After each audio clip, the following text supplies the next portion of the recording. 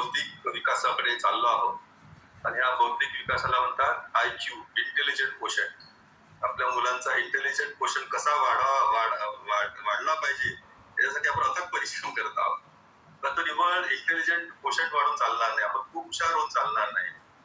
आणि हुशारी म्हणजे काय, आपल्याला चांगले मार्क्स मिळाले पाहिजे, आपल्याला स्कोर आला पाहिजे, आपल्याला चांगल्या कॉलेजमध्ये ऍडमिशन मिळेल, चांगल्या कोर्सेसमध्ये ऍडमिशन मिळेल, इंजिनिअरिंग कॉलेजमध्ये मिळेल, मेडिकल कॉलेजमध्ये मिळेल, चांगल्या लॉ कॉलेजमध्ये मिळेल. अशा प्रकारे आपला प्रयत्न सुरू असतो.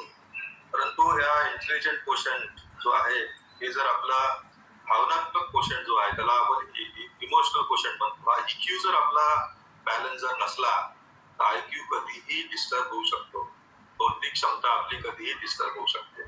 पण आपला इमोशनल क्वोशंट जो आहे हा मजबूत असला पाहिजे.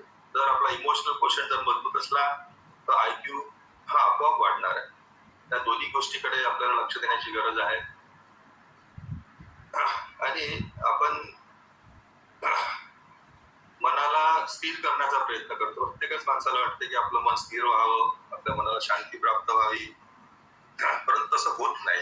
याचं कारण असं आहे की आपण आपल्या मनाची जी घडण आहे त्याचा अभ्यास आपला नाही आहे किंवा आपल्याला ते माहिती नाही आहे.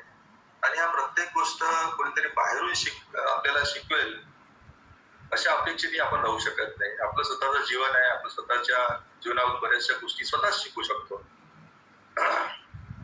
झाड लावणे आहे, झाडाला पाणी देणे, कोणी शिकवायची गरज नाही, सर्वांना कळते, लहान मुलांनाही कळते. तशा अनेक गोष्टी ज्या नैसर्गिकपणे आपण शिकतो. मन जे आहे हे नेहमी करता काही ना काही नवीन गोष्टी शिकण्यासाठी प्रेरित असतं. कारण नवीन काही पाहिजे असते आणि जर नवीन नाही मिळालं तर ते स्थिर राहत नाही, त्याला तृप्त होत नाही. पण मनाला बौद्धिक विकास, भावनिक विकास या दोन्ही गोष्टींची गरज आहे. आपलं मन जे आहे ते याला काय म्हणतात, इम्प्रेशनेबल आहे. कोणतीही गोष्ट जर कोणत्याही अनुभवातून तुम्ही जा, त्या गोष्टीचा पगडा आपल्या मनावर पडतो. तुम्ही एखादा आनंदाचा क्षण घ्या, तुम्ही एखाद्या लग्नात जर सहभागी झाले तर लगेच तुम्ही इतके ऐतिहासिक राहत नाही की तुमच्या मनावर तोच पडका राहतो. तुमचं मन तेव्हाही स्थिर राहत नाही, परंतु ती आनंदाची घटना असते, एन्जॉयमेंटची घटना असते, म्हणून आपण त्याच्यात सहभागी होऊन जातो. एखादी दुर्घटना झाली, एखादं अपयश आलं तरी त्याचा मनावर परिणाम होतो. काही 10वीची परीक्षा ज्यात आपले मार्क कमी आले तरी आपण लगेच नाराज होऊन जाऊ.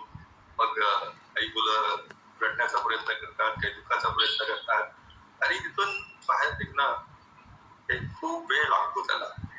आणि असे आपल्या जन्मापासून तर समोर आयुष्य असंच आपलं चाललेलं आहे. आणि अशा प्रकारे आपलं मन एका वेगळ्या प्रकारे ट्रेन होत आहे. आपल्या मेंदूमध्ये जवळपास 40,000च्या वरती न्यूरॉन्स आहे, न्यूरॉन्स म्हणतात त्याला. आपल्या मस्तिष्कामध्ये 40,000 न्यूरॉन्स आहेत,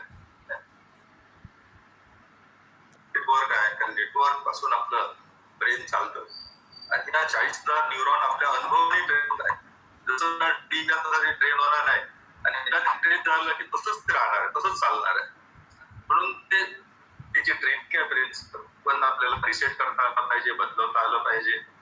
तशा अनेक गोष्टी आपल्याला त्या विकास किंवा त्याला इंग्रजीमध्ये पर्सनल डेव्हलपमेंट असं म्हणूया, त्या उत्क्रांती म्हणूया, आपण कसं घडूया, आपण होऊया, त्या गोष्टी होणार नाही. त्याची सुरुवात आपण आज करत आहोत.